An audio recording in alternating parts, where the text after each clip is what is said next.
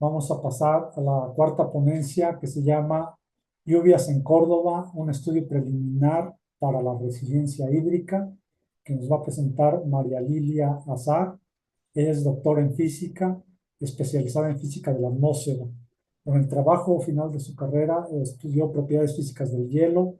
Su tesis de doctorado trató del estudio de mecanismos de captura de contaminantes gaseosos en partículas de las nubes, como cristales y gotas, y de la precipitación.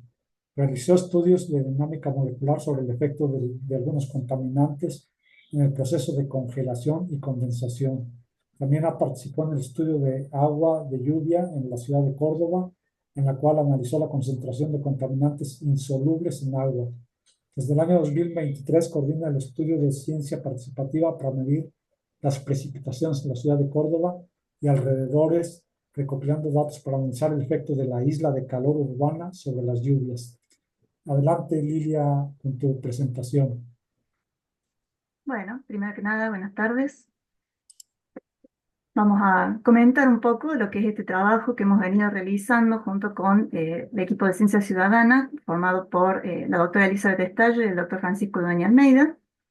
Ellos dos son biólogos. Nosotros estamos estudiando a partir de un trabajo previo que estaba interesado en cómo afectaba la isla de calor de la ciudad de Córdoba al ecosistema en general, ¿sí?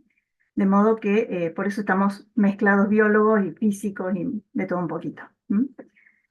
Bien,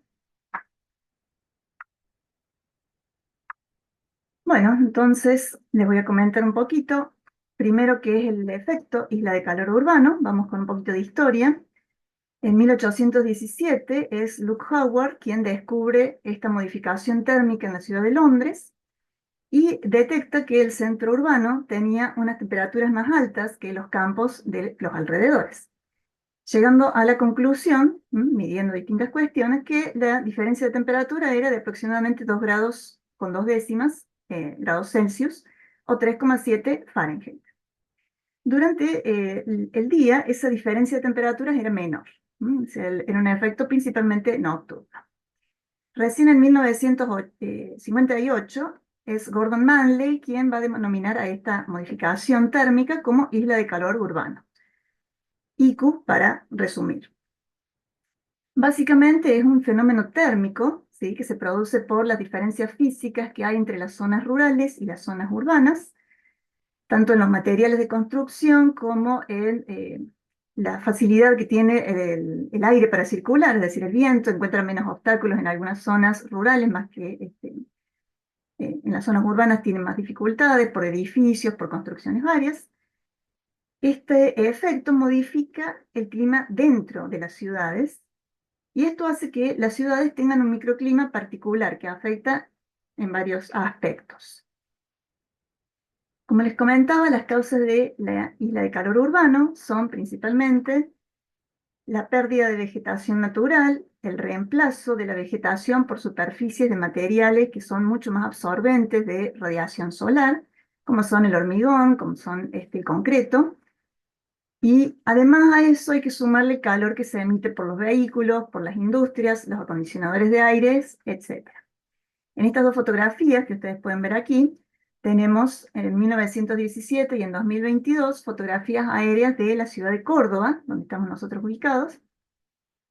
Es básicamente la misma zona, solo que en 1917, por supuesto, se observa una amplia cantidad de campo, ¿sí?, donde termina una línea más bien blanca, ¿sí?, la ciudad construida, y después sigue toda la zona en la que tenemos campos. En 2022, todo eso se ha convertido en parte de la ciudad, y la zona central, que es la que está en primer plano en la fotografía de 1917, se ha convertido en un hervidero de edificios de altura, ¿sí?, de edificios bastante altos y una gran densidad de edificios. Entonces esto provoca también que se corten los vientos que podrían circular y aliviar un poco quizás el efecto de isla de calor. Durante el día, básicamente lo que nosotros podemos observar es que cuando hay una alta radiación solar, en las zonas con mayor cantidad de espacio verde, de árboles, con poca cantidad de edificios y mucho pasto, mucha tierra, la evapotranspiración, perdón, es más alta, eso permite que haya una atenuación del calor que se recibe, mientras que en las zonas urbanas, muy urbanizadas, hay pocos lugares donde se puede evaporar ese calor, de modo que queda todo retenido, ¿sí? Por superficies que no transpiran, por superficies que retienen el calor. De ese modo, entonces, se va calentando 2 grados, 3 grados y a veces incluso más durante el día la ciudad respecto a las zonas rurales. Y durante la noche el efecto se ve incluso más exacerbado porque ahora digamos, la diferencia de los materiales, para no entrar en demasiado detalle, la diferencia de los materiales que nosotros podemos observar entre la ciudad y la zona rural permite que se enfríe mucho más rápido, ¿sí? Toda la zona que tiene pasto, que tiene tierra, que tiene alto arbolado, mientras que en la ciudad esa liberación del calor, porque ahora ya no están absorbiendo porque no hay radiación solar incidente, entonces toda esa liberación de calor es mucho más lenta, se va como reflejando entre ellos, entonces se retiene ese calor durante bastante más tiempo y en general se ha observado que el efecto de isla de calor es principalmente nocturno por estas razones, ¿sí? La zona rural se enfría con más rapidez de lo que lo hace la zona altamente urbanizada. Esta imagen que ustedes pueden observar, que es un recorte periodístico, muestra lo que es la imagen satelital de la ciudad de Córdoba el día de 14 de enero de 2018, ¿sí? Que en Córdoba enero es pleno verano. Y acá se pueden observar las distintas temperaturas de acuerdo a cómo vamos desde el centro, que se pueden observar 18 grados centígrados, la mancha roja más oscura, y cómo va disminuyendo lentamente a medida que nos vamos alejando del centro de la ciudad, ¿sí? Con estos anillos cuasi concéntricos. Estas diferencias son muy notables, ¿sí? En particular cuando uno compara día y noche, y vamos viendo entonces cómo este efecto hace que dentro de la ciudad se sienta más calor, lo cual, por ejemplo, en épocas de olas de calor puede llegar a ser extremadamente peligroso, sobre todo para las poblaciones más vulnerables, como son los ancianos, como son los niños pequeños, que sujetos a temperaturas mucho más altas y necesitan mayor cantidad de rehidratación, tienen que tener cuidados, ¿sí? Especiales para no correr riesgos de golpe de calor. Las consecuencias de la isla de calor urbano. En la salud humana hay una mayor frecuencia de golpes de calor, esto está documentado a lo largo y a lo ancho de todo el mundo. Se observa también estrés en animales y en vegetación, ¿sí? No solamente el ser humano, sino también los animales empiezan a alterar sus patrones habituales de comportamiento. También contribuye a la mala calidad del aire, ya que la contaminación ambiental se mezcla con este calor y se producen efectos fotoquímicos que también alteran la calidad del aire. Se traduce económicamente en mayores gastos de refrigeración durante el periodo estival, ya que si hay bastantes más grados de calor dentro de la ciudad, que es básicamente el núcleo de trabajo, la zona urbana donde más se trabaja, entonces el gasto de refrigeración va a ser mucho más alto. Pero además se ha observado en el mundo que este efecto altera los procesos de precipitación y también contribuye al calentamiento global. Y es aquí donde nosotros nos vamos a detener para trabajar un poco más, porque es el asunto que a nosotros más nos interesa. ¿Mm? Vamos a ubicarnos primero geográficamente. En América del Sur tenemos Argentina. Dentro de Argentina, en el centro, ubicamos a la provincia de Córdoba.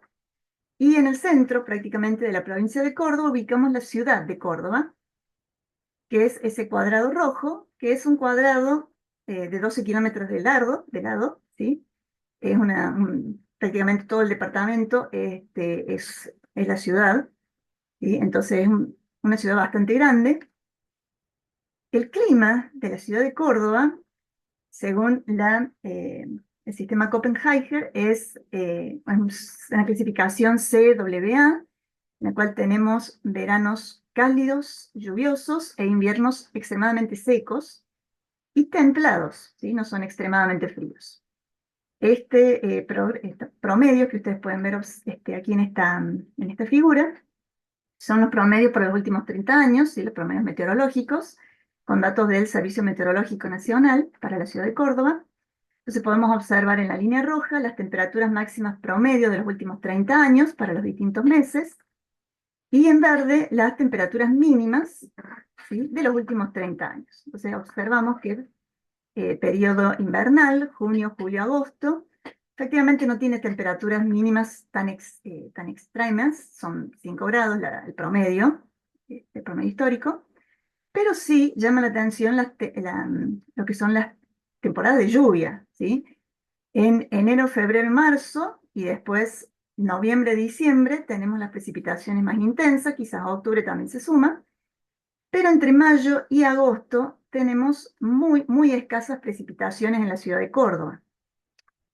De hecho, entre mayo y octubre se la denomina temporada de incendios forestales en toda la provincia, debido a diversos factores: a la sequía, ¿sí?, al hecho de que, bueno, en las zonas más altas y en las zonas fuera de la ciudad ocurren frecuentes heladas, entonces los pastos se secan, los pastizales se secan, y el mínimo chispazo desarrolla incendios forestales de importancia. Entonces hay todo incluso a nivel escolar, se dan clases especiales en las que se les explica a los niños cómo evitar los incendios, qué hacer en caso de incendio, qué números de teléfono llamar, se los hace memorizar números de teléfono, para que ellos puedan saber cómo actuar en caso de incendios forestales.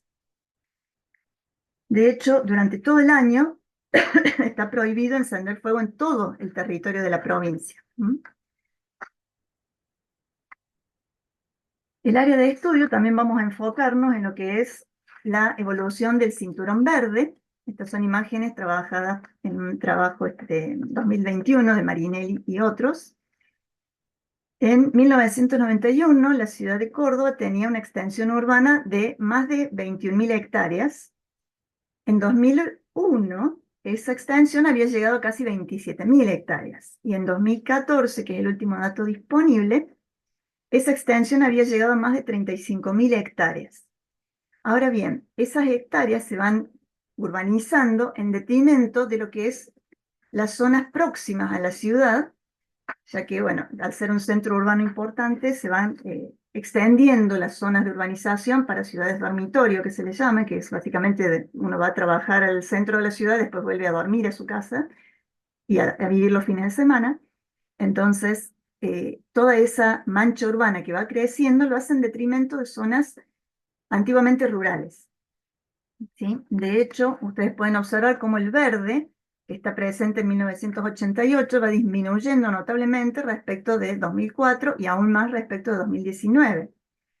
Este proceso implica una serie de cambios, porque claro, urbanizar no es solamente construir una casa, también implica impermeabilizar, construyendo calles, pavimentando, creando servicios. Y todo eso va transformando el área en zonas que tienen gran cantidad de pavimento, gran cantidad de concreto y de cemento, y por lo tanto mayor retención de calor.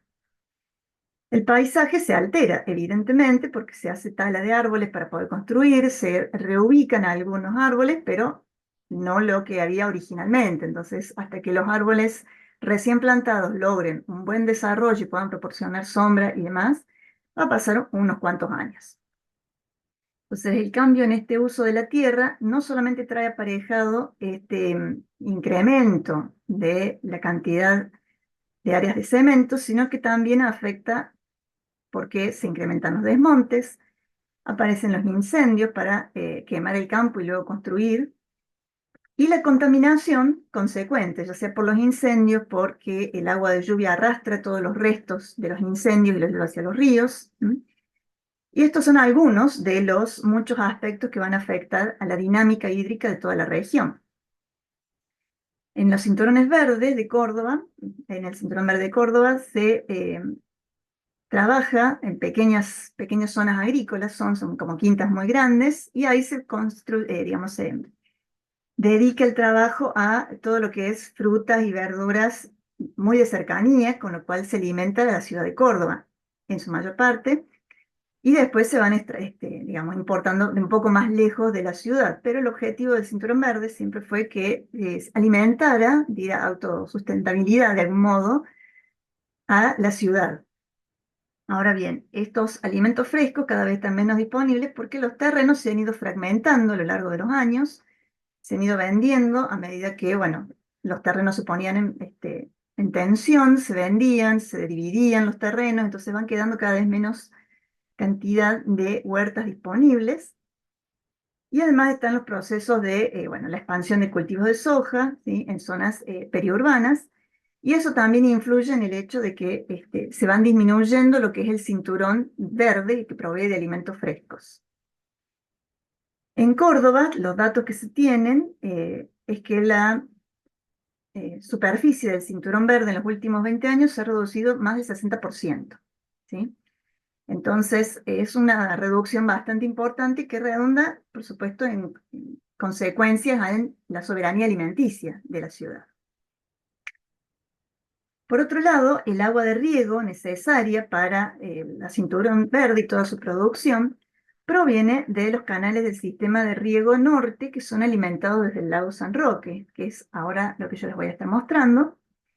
El lago San Roque es este lago que ustedes pueden ver aquí, a la izquierda de la imagen, y a la derecha, bueno, tenemos toda la ciudad de Córdoba con la línea punteada en blanco y rojo, que sería todo lo que consiste ahora la urbanización. En la línea amarilla, que es casi circular, es lo que es la línea de circunvalación, la avenida de circunvalación de toda la ciudad. Pero todo el municipio completa los cuadrados que ustedes pueden observar. Así que es una ciudad bastante grande para un lago relativamente chico. El consumo de agua cordobés es muy alto, ¿sí? Roza los 400 litros por habitante por día en verano. Y esto es así a pesar de, bueno, muchos años que se tiene trabajando en el tema por distintos medios de comunicación y distintos tipos de tareas de educación, para tratar de recordar que al fin y al cabo el suministro de agua de la ciudad es un suministro finito, porque nos está abasteciendo el dique San Roque, básicamente.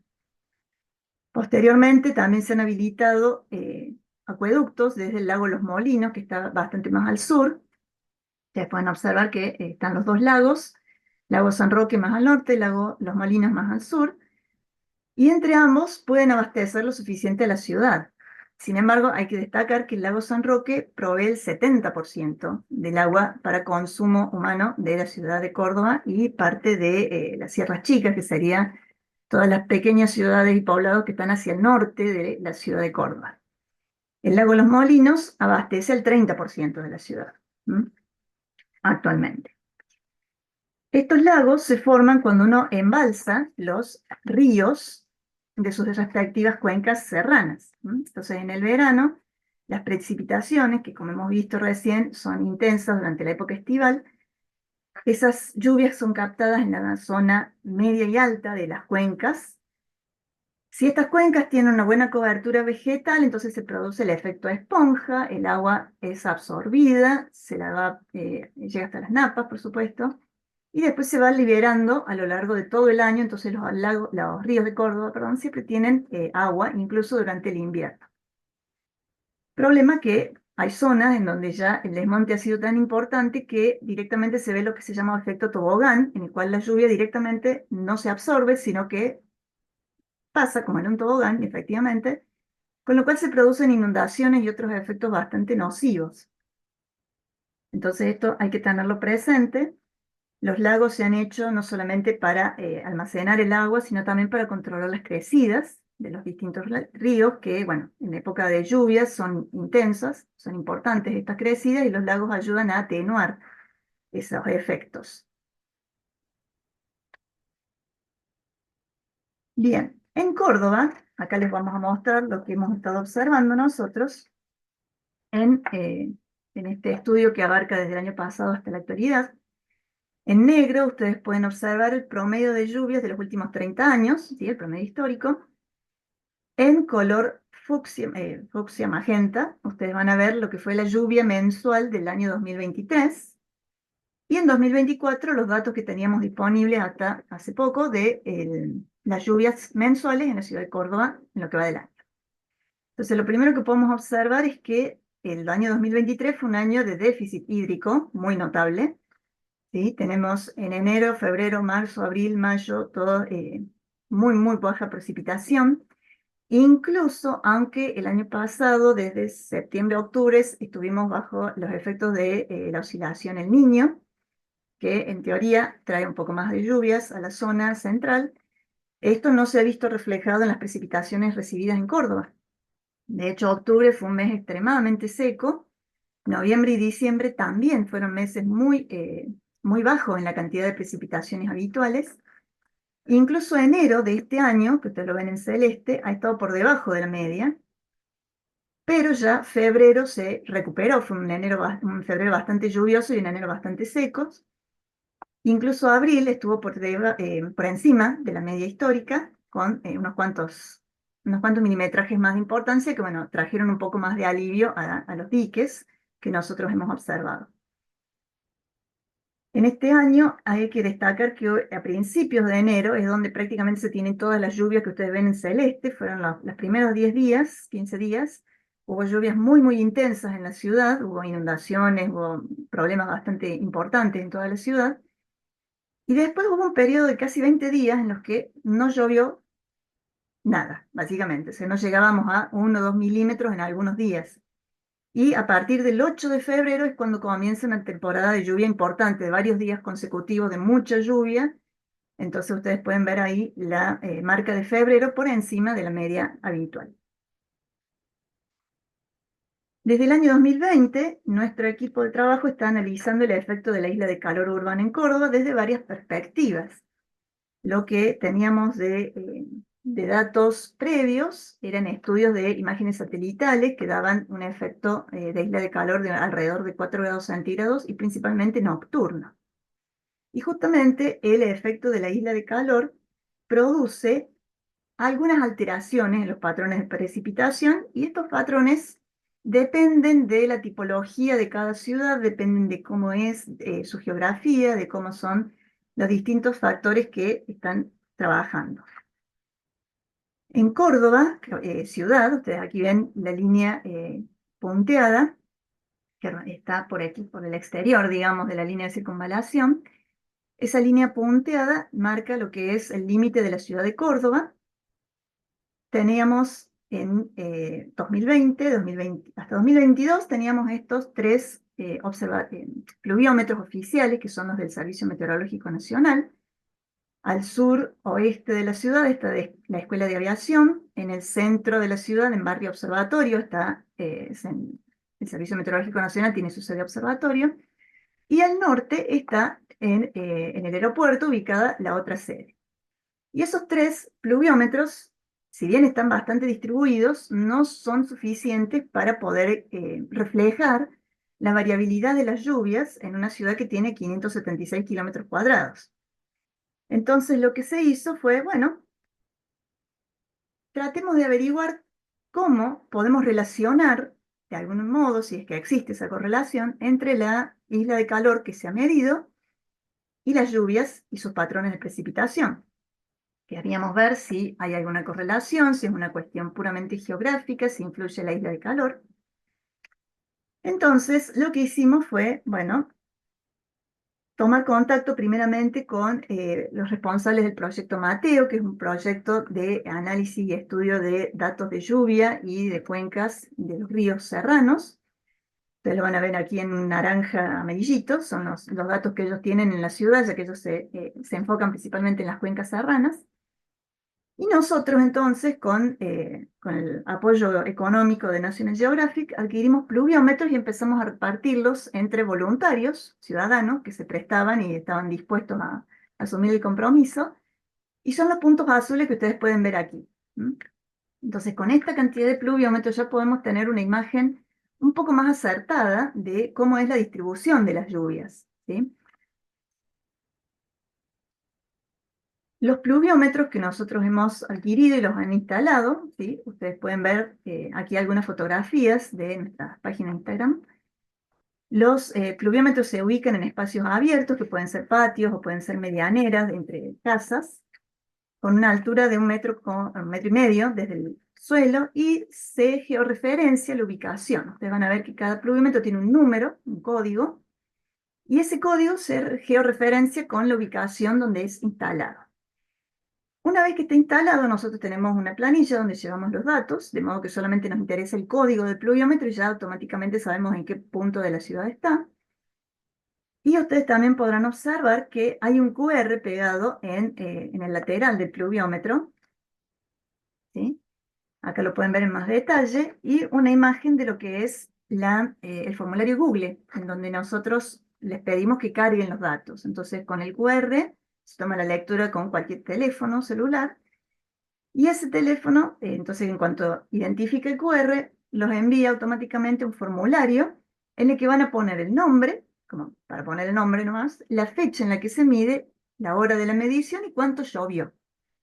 Entonces, el cuánto llovió es simplemente tomar la lectura del nivel del agua en el pluviómetro. El pluviómetro tiene una regla particular ya marcada, entonces ese es el número que tienen que anotar en el cuestionario, en el formulario Google, y anotan el código del pluviómetro, que en este caso, por ejemplo, sería el 32. Entonces, con esos datos nosotros vamos haciendo un mapeo de las lluvias en toda la ciudad.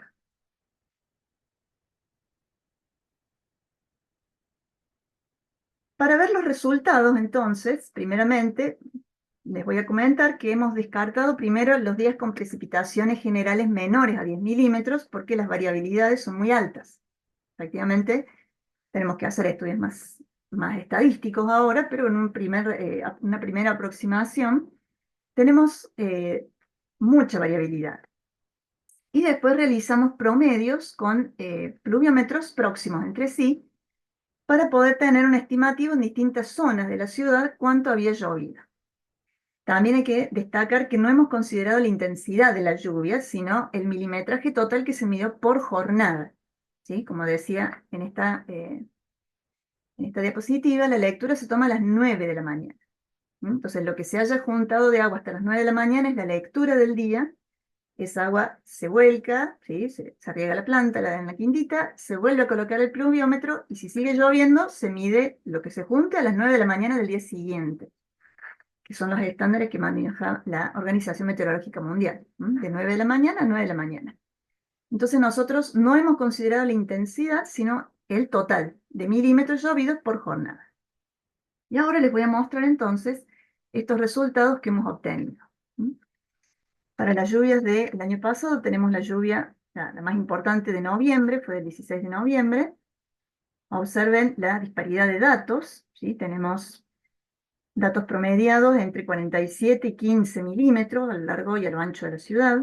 El 24 de diciembre, ¿sí? Hubo gente que midió el 24 de diciembre prolijamente y lo reportó, y el 25 de diciembre y el 1 de enero también, gente muy responsable. También acá tenemos una variabilidad muy importante. El 24 de diciembre, si se fijan, tenemos 5, 8 en el centro de la ciudad, ¿sí? Y al sur. En la zona norte y al oeste tenemos 22, 24 milímetros de lluvia, ¿sí? Entonces, por eso les digo, hay una variabilidad importante. Acá en la lluvia del 7 de enero de 2024, es una lluvia, fue una de las más importantes que hemos medido. Acá podemos ver que en la zona sur de la ciudad llovieron casi 115, 130 milímetros. Esto fue disminuyendo hacia el norte, en donde se midieron 46 milímetros. La lluvia del 10 de enero también presenta una variabilidad importante, notándose más hacia la zona este, en este caso. Y por último, acá tenemos 9 de febrero, otra lluvia importante. Fíjense, esta es un poco más pareja, tenemos 56, 45, 48. La del 23 de febrero, por otro lado, tenemos una lluvia bastante intensa, concentrada básicamente en la zona sur-oeste de la ciudad, 84, 70 milímetros, y disminuyendo hacia el norte. Las últimas lluvias que hemos medido de importancia fueron el 28 de marzo, en la que se ve que al sur de la ciudad, muy poco milimetraje, 2, 7 milímetros, mientras que en la zona norte podemos ver 76, 38, ¿sí? Entonces había una variabilidad interesante. Lluvia del 7 de abril, la última que les voy a mostrar, tenemos valores por también de entre 12 y 50 milímetros. Y fíjense cómo va cambiando desde el centro hacia la periferia. Ese es uno de los resultados interesantes que hemos ido encontrando. Lo primero es esta mayor ocurrencia de precipitaciones de alto milimetraje hacia las zonas periféricas de la ciudad, disminuyendo hacia el centro. ¿Sí? Yo aquí solamente les he mostrado algunas de las imágenes que hemos obtenido, pero con estos resultados nosotros podemos, y en base a lo que hemos observado este año con las lluvias intensas que hubo, se sugiere como una forma de irnos adaptando al cambio climático que hace esto de tener periodos de sequía muy intensos seguidos de lluvias muy intensas. Sugerimos que se pueden hacer construcciones nuevas de lagunas de retención o de retardo en la periferia de la ciudad. Estas lagunas permitirían, siendo tratadas por supuesto para evitar la proliferación de mosquitos, estas lagunas permitirían tener disponibilidad de agua para las zonas del cinturón verde que puedan obtener riego. También sugerimos que los tanques de tipo australiano se pueden utilizar para almacenar agua de lluvia. Esta agua se puede utilizar para riego en las zonas del cinturón verde. Es importante destacar aquí, en 2015 hicimos un estudio de agua de lluvia en la ciudad de Córdoba y se encontró una muy baja concentración de impurezas, y eran impurezas principalmente referidas a la corteza terrestre. Es decir, al menos en lo que es partículas no volátiles, nosotros encontramos muy bajas concentraciones de impurezas, con lo cual el agua de lluvia de Córdoba es de muy buena calidad, según este estudio, y eso permitiría entonces poder incluso utilizarla en algunas aplicaciones de nivel local, de nivel domiciliario.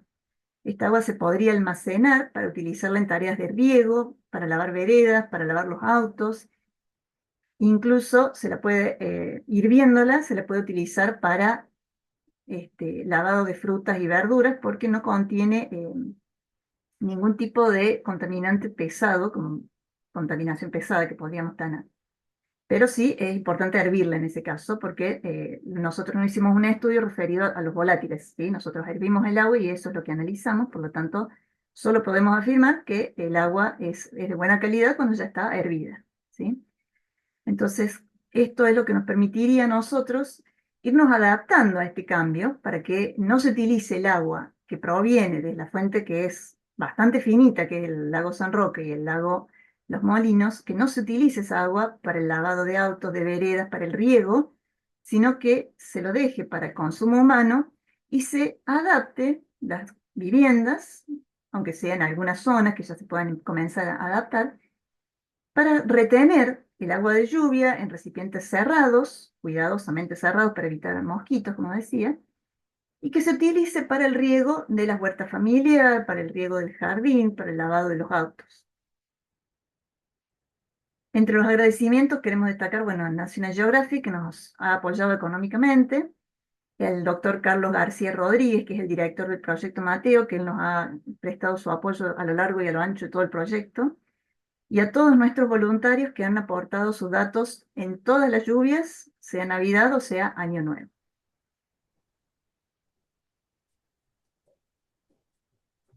Muchas gracias, María Lilia Azar, por tu ponencia.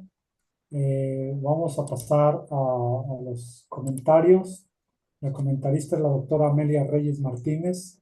Ella es doctora en Economía por la Universidad Nacional Autónoma de México, con estudios de maestría en Desarrollo, Agricultura y Sociedad por la Universidad Federal Rural de Río de Janeiro, Brasil. Ha colaborado en la Comisión Nacional del Agua de México en infraestructura hidroagrícola. Ha sido secretaria técnica y académica de la Universidad Nacional Autónoma de México y es tecnóloga del agua en el Instituto Mexicano de Tecnología del Agua, que se encuentra aquí en el estado de Morelos, México. Sus líneas de investigación son economía institucional del agua para riego y planeación y políticas agrícolas. Ha trabajado en investigación sobre mercados de derechos de agua y bancos de agua y en mercados de agua en distritos de riego. Tiene diversas publicaciones sobre estos temas y sobre el manejo institucional de los distritos de riego y uso eficiente del agua para riego. Adelante, doctora Amelia, con sus comentarios. Sí, muchas gracias. Bueno, nada más puse un poquito la cámara para que me conocieran, pero como estamos teniendo problemas con el internet, voy a desactivar la cámara. Bueno, antes que nada, pues quiero felicitar a los participantes de este estudio, de esta investigación que realizaron a la doctora Lila y sus compañeros, porque realmente es un tema muy relevante. Hoy en día sabemos que los impactos que tiene el cambio climático han, pues ahora sí que han impactado mucho, ¿verdad? A varias de las actividades económicas, sobre todo a la agricultura. Estos problemas de sequía que se presentan continuamente ya, como el que acabamos de pasar, ¿verdad? Aquí, al menos en México, ha afectado a la mayor parte del país, y creo yo que esas propuestas de resiliencia, como las que presentó la doctora Lila, ¿verdad? Las lagunas de retención de agua, los tanques almacenadores, pues ahorita se están ocupando como unas medidas tendientes para impactar este cambio climático, este problema de sequía. En México, se han empleado desde la época prehispánica, lo que son los jagüeyes y lo que son las terrazas, muchas veces en forma conjunta, para almacenar agua. Hoy en día, en varias regiones del país se siguen ocupando, pero también hoy en día se ocupan también lo que son las ollas de agua y los reservorios, muchos de ellos construidos con geomembranas, que es un material especial para evitar la filtración y la evaporación del agua. A mí me llama mucho la atención eh, ese cinturón verde que está en la periferia de la ciudad de Córdoba, en donde según se comenta, pues por lo que dijo la doctora, lo que leí, de que es un área en donde se siembran hortalizas, es un área y que surte a la ciudad de Córdoba. Y señaló ahí en su investigación de que hoy en día el cinturón verde ya se redujo en un 60%. O sea, esto quiere decir que solo el 40% del área que estaba en sus inicios ahora ya está reducida, y eso se ha debido, pues, como dice ella, al avance de la mancha urbana. Aquí en México también presentamos ese gran problema. O sea, hay, el avance de la mancha urbana está ocupando superficie agrícola, eh, y está haciendo cada vez más que la superficie se reduzca, que los predios se fraccionen.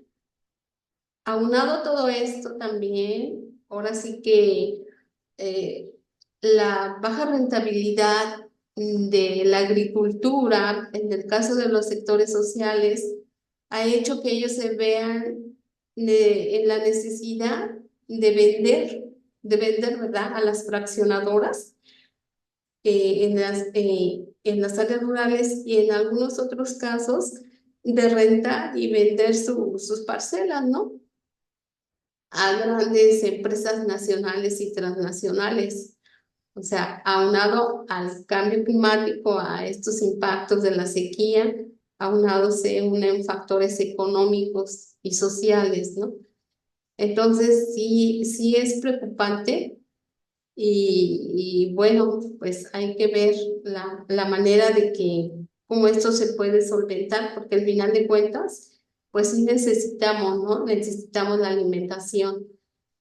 Yo nada más, quiero preguntarle a la doctora, el volumen que ustedes pueden captar a través de esas lagunas de retención es suficiente para poder satisfacer la demanda de los cultivos de hortalizas que tienen en ese cinturón verde. Bueno, el volumen de agua se podría lograr. Ustedes recuerden que 1 milímetro de lluvia equivale a 1 litro de agua que se ha echado en una superficie de 1 metro cuadrado. Entonces, cuando hablamos de lluvias de 70 milímetros, estamos hablando que son 70 litros de agua que hemos echado en 1 metro cuadrado. Entonces, son volúmenes importantes. El asunto es, bueno, la construcción de lagunas de retención se está haciendo en algunas zonas. No tengo el dato exacto de cuántas hay ahora en la ciudad de Córdoba. Hay 2 o 3 que se han hecho para evitar inundaciones en algunos barrios que, bueno, debido a la geografía de la ciudad, hay zonas más altas que otras, entonces tiende el agua a escurrirse y a inundar zonas más bajas.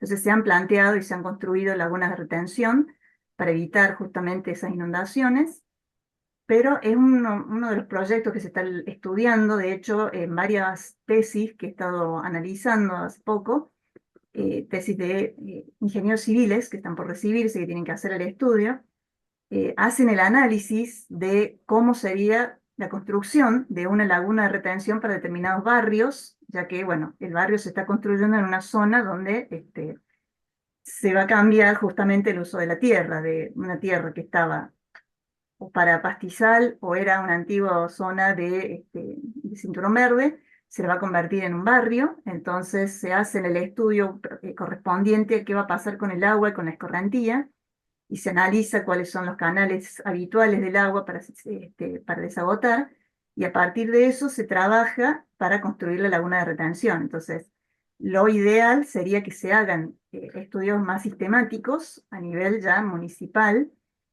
con algún tipo de reglamentación que hoy en día no hay.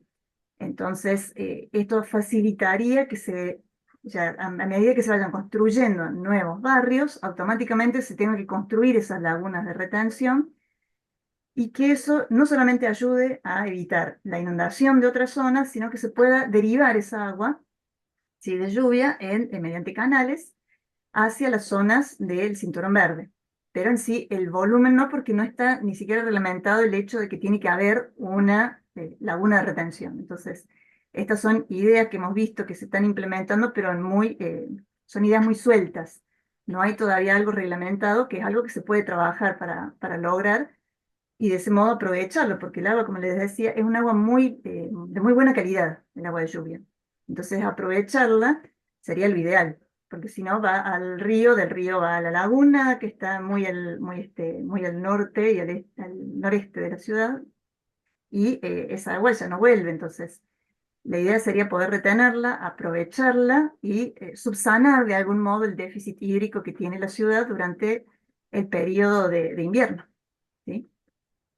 Ok, y dígame, dice usted que se redujo un 60% la superficie, queda un 40%. ¿De cuántas hectáreas estamos hablando?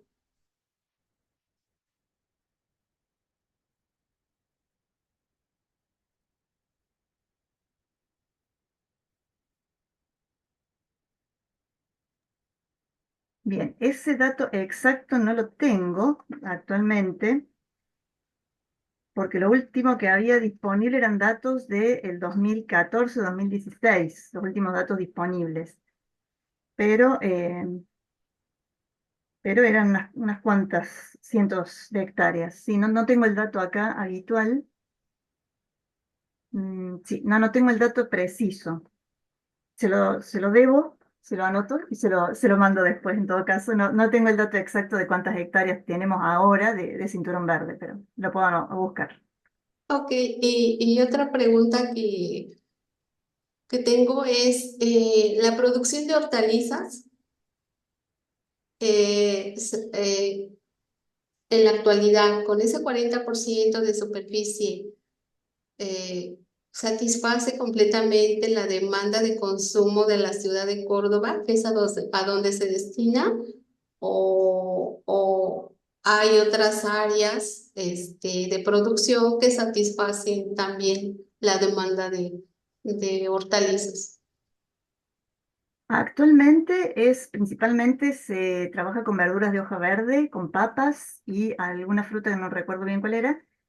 Y verduras de hoja verde y papas se abastece bastante bien la ciudad, salvo algunos eventos que ha habido como Pedrea, que a veces no alcanza con las redes que hay, que ya tienen disponibles los pequeños productores. Entonces la pedrea destruye todas las verduras de hoja verde y hay que importar de otras zonas, digamos, ¿no? Importar en el sentido de no son de la ciudad de Córdoba. Pero en general se abastece bastante bien con lo que se produce acá. Las verduras de proximidad se abastece bastante bien. Ok. En cuanto a la producción de soya, usted comentó que, que la superficie también ya la están ocupando para la producción de soya o de soja. ¿Cuántas hectáreas más o menos se tiene de soya? Ese dato exacto no lo tengo. Tenemos, sí, el dato de cuánto se ha ido cambiando, ¿sí? Pero el dato de cuánto es exactamente soja y cuánto no, ese dato no lo tenemos, ¿sí? No solamente porque es un dato que hay que rastrearlo un rato para encontrarlo, no es algo que esté disponible fácilmente, ¿sí?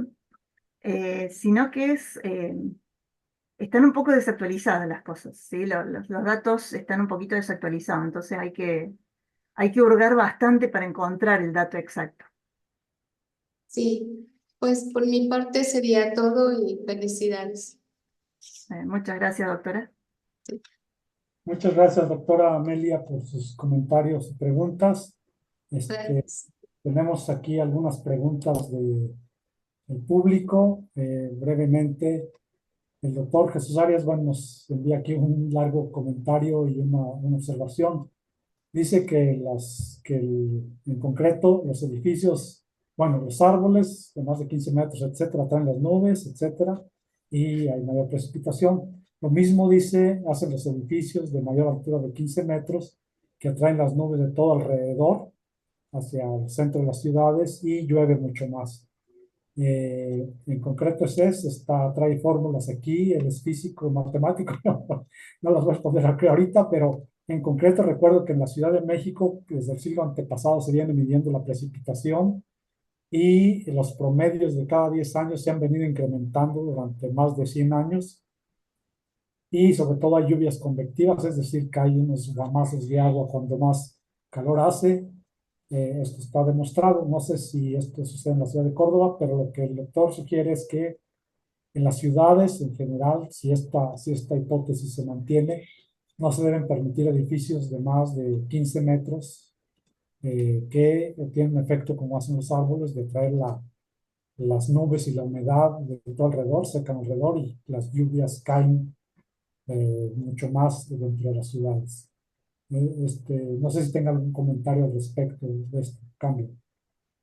Sí, la cuestión con las ciudades y el efecto de la isla de calor es que depende mucho de la geografía de cada ciudad. Entonces se ha visto que hay ciudades en las que el efecto de isla de calor funciona como una burbuja de aire caliente y lo que produce es que las lluvias, digamos, el frente de tormenta rodee esa burbuja de aire caliente, por decirlo así. Entonces hay mayor cantidad de precipitaciones en la zona, digamos, posterior a la ciudad en la dirección en la que venía la tormenta. Hay otros casos en los que se ha visto que la mayoría de la lluvia precipita en la ciudad. Por eso decimos que es un efecto muy particular de cada ciudad, de cada geografía y de la situación propia. Córdoba está en la zona en que está el Polar Jet Stream, entonces eso también afecta.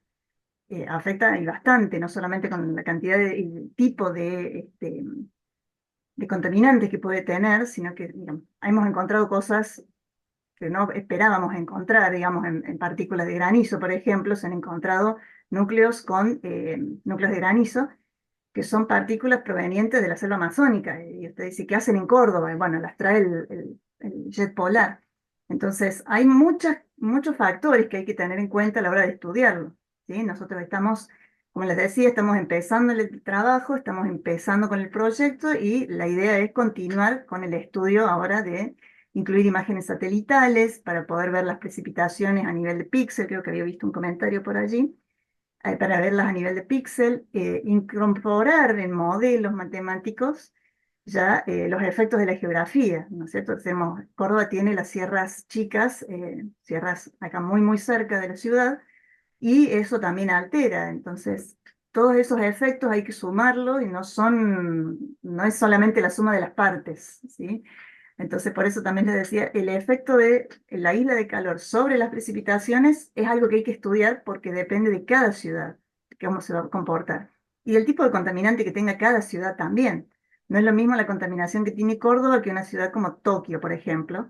Tiene muy distinta cantidad de contaminantes y muy distinta tipo de contaminantes. Entonces no se pueden comparar a priori simplemente por el número que aparece en una tablita. Hay que hacer un estudio un poco más en profundidad. Gracias. Bueno, ya contestó en parte la pregunta del doctor Paredes, ya nos sabe esto de las imágenes de satélite. Otra pregunta, ¿hay una evaluación de los espacios verdes que quedan dentro del área urbana de Córdoba y su efecto en el clima local? ¿Hay diferencias significativas con respecto a donde hay espacios verdes de donde no los hay? ¿Cambio? Bien, eso es un estudio que también estamos chequeando, parte de lo que hicimos en el 2021-2022, en el estudio específico de la isla de calor. Esos son trabajos que estamos terminando de revisar para publicar, en los que sí se ha detectado que en los parques que tiene Córdoba, que son dos parques importantes, y el río que atraviesa Córdoba, hay alguna diferencia de temperatura respecto de lo que hay en el centro urbano específico, que tiene prácticamente nada de espacio verde. Entonces hay un efecto de enfriamiento producido por el arbolado, producido por la presencia del río, y eso es lo que estamos tratando de cuantificar lo más precisamente posible. Y después, sí, en las afueras de la ciudad, como les mostraba en las imágenes, incluso en las imágenes de satélite, ya se observa que en las zonas de afuera de la ciudad, donde están los barrios residenciales, hay diferencia de 4, 5 y hasta 6 grados respecto de lo que hay en el centro de la ciudad, que son edificios altos, poco arbolado, poco espacio verde.